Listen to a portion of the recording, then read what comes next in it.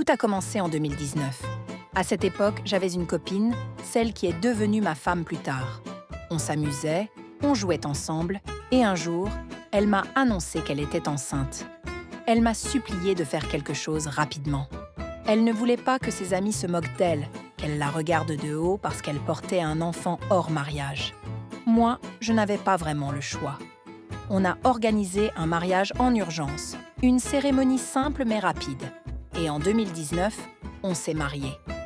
7 mois après, elle a donné naissance à notre premier enfant, un bébé magnifique. On était heureux, vraiment. Mais avant même que l'année ne se termine, en novembre ou décembre, elle est retombée enceinte. Je me suis dit, qu'est-ce qui se passe? C'est trop rapide. Mais on n'avait pas d'autre option. Alors on a décidé de garder cet enfant aussi, de tout avoir d'un coup et d'avancer comme ça. C'est là que j'ai commencé à remarquer un changement chez ma femme. Avant, elle était mince, taille 8 ou 10, belle et élancée, comme j'aime. Mais là, elle a pris du poids. Elle est passée à la taille 12, puis 14. Moi, je suis le genre d'homme qui aime les femmes fines, pas trop rondes. Les femmes corpulentes, ce n'est pas mon truc, je ne vais pas vous mentir. Et là, ça devenait un problème pour moi. J'ai vu sa mère un jour, une femme très grosse, taille 20, avec des hanches énormes, et j'ai compris que ma femme suivait le même chemin. Elle grossissait, ses hanches s'élargissaient, et franchement, elle ne me plaisait plus autant. Je me suis mis à râler en silence. Si j'avais su, peut-être que j'aurais écouté ceux qui me disaient « Avant de te marier, parle aux parents de la fille, regarde bien d'où elle vient ». Mais je n'ai rien fait, j'ai foncé tête baissée, et voilà où j'en étais. Puis 2020 est arrivé, avec le confinement du Covid-19. On vivait au nord à ce moment-là, et tout s'est arrêté. Les rues étaient désertes. Pas de travail, pas de mouvement, rien. On survivait à peine, grâce à la grâce de Dieu. L'argent ne rentrait plus. Et avec 2 enfants en route, c'était dur. Alors, j'ai eu une idée. J'ai dit à ma femme, « Pourquoi tu n'irais pas chez tes parents dans leur état? Tu es enceinte, là-bas tu pourras te reposer, et moi, je gérerai ici. » Elle vient d'un autre état, et ses parents étaient prêts à l'accueillir. Elle a accepté, mais avant de partir, je lui ai suggéré d'embaucher une aide ménagère pour m'aider à la maison avec notre premier enfant et les tâches quotidiennes, vu qu'elle ne serait plus là. Elle a trouvé une fille, une jeune, belle, mince, taille 8, à la peau claire. Ma femme est partie avec sa grossesse, laissant notre enfant et cette fille avec moi à la maison. Elle n'a pas emmené la fille avec elle parce qu'on avait besoin d'aide ici et on gérait déjà difficilement nos finances. Au début, c'était juste pratique. Mais avec le confinement, je tournais en rond. J'étais coincée à la maison tous les jours et ça devenait lassant. Pour m'échapper un peu, je sortais voir un ami. On allait au bar, on buvait, on discutait de la vie, des moyens de s'en sortir, de trouver de l'argent ou des opportunités. Souvent, je rentrais tard, complètement saoule. Et quand j'arrivais, la fille avait déjà tout préparé. La nourriture était sur la table, la maison en ordre.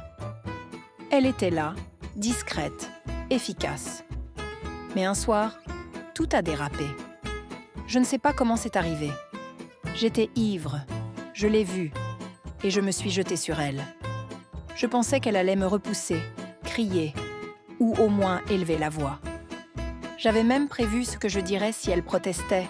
« S'il te plaît, juste pour ce soir, ne t'inquiète pas, laisse-moi faire, je te supplierai s'il le faut. » Mais rien de tout ça. Elle n'a pas résisté. Au contraire, elle m'a surpris. Elle était incroyable. Elle gémissait, elle bougeait comme une experte. Elle me donnait des styles, des positions que même ma femme n'avait jamais essayées. Elle était meilleure que ce que j'imaginais, bien plus que ma femme au lit. J'étais sidérée. Après ce soir-là, ça ne s'est pas arrêté. On a continué, encore et encore. Et puis, elle a commencé à me parler. Elle me disait des choses que je n'aurais jamais cru entendre d'une fille si jeune. Ne laisse pas ta femme revenir. Chasse-la, je suis là pour toi. Je peux m'occuper de ton enfant, te donner d'autres enfants.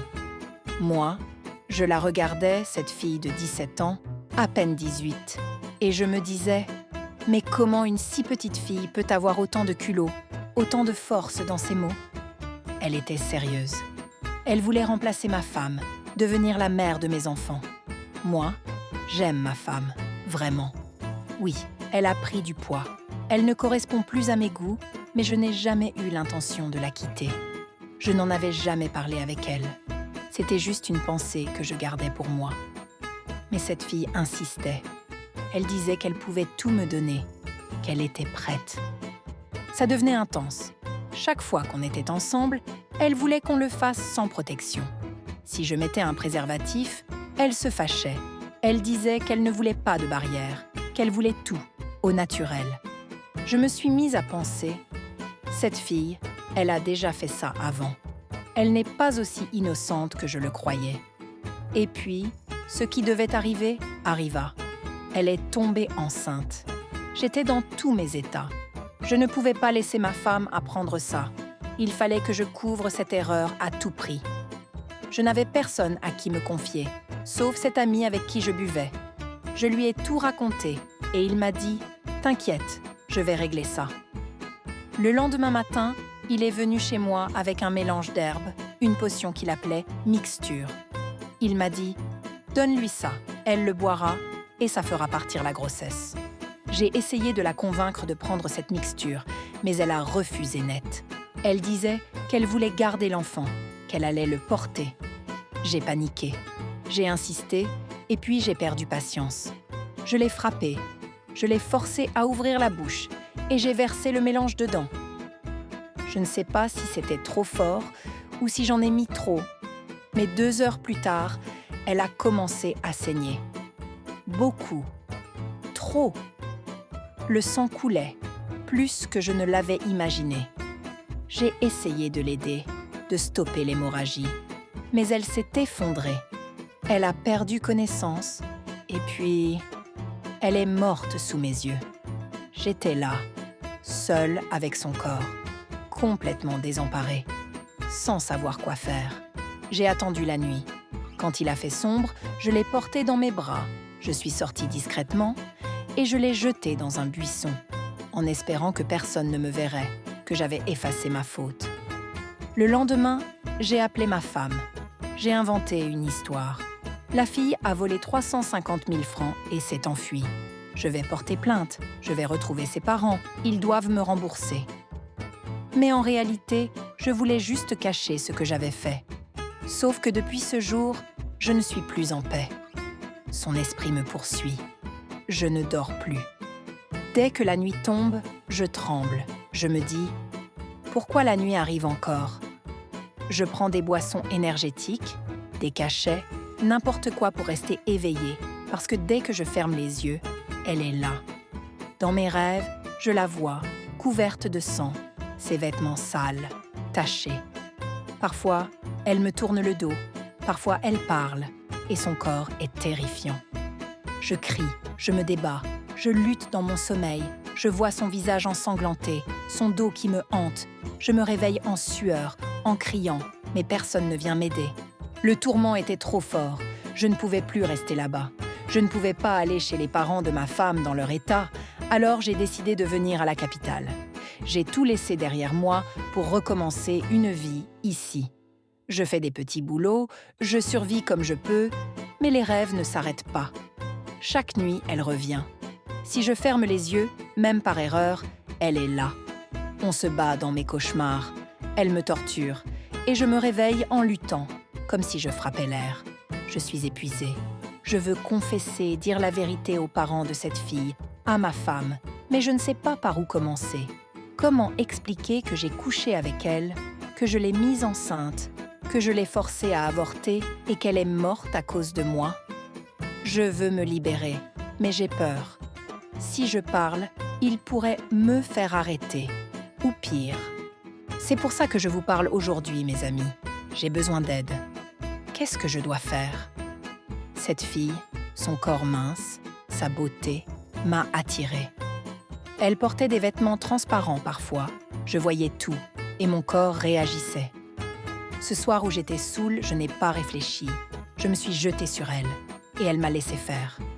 Ça m'a donné l'audace de continuer, mais je ne savais pas que ça finirait comme ça. Ma femme ne sait rien, elle croit encore que la fille a fui avec mon argent. Mais moi, je porte ce secret, et son esprit me le rappelle chaque nuit. Dois-je aller voir ses parents, tout avouer et affronter les conséquences? Dois-je continuer à me taire et vivre avec ce fantôme? Je suis à bout. Aidez-moi, je vous en supplie. Dites-moi ce que vous feriez à ma place.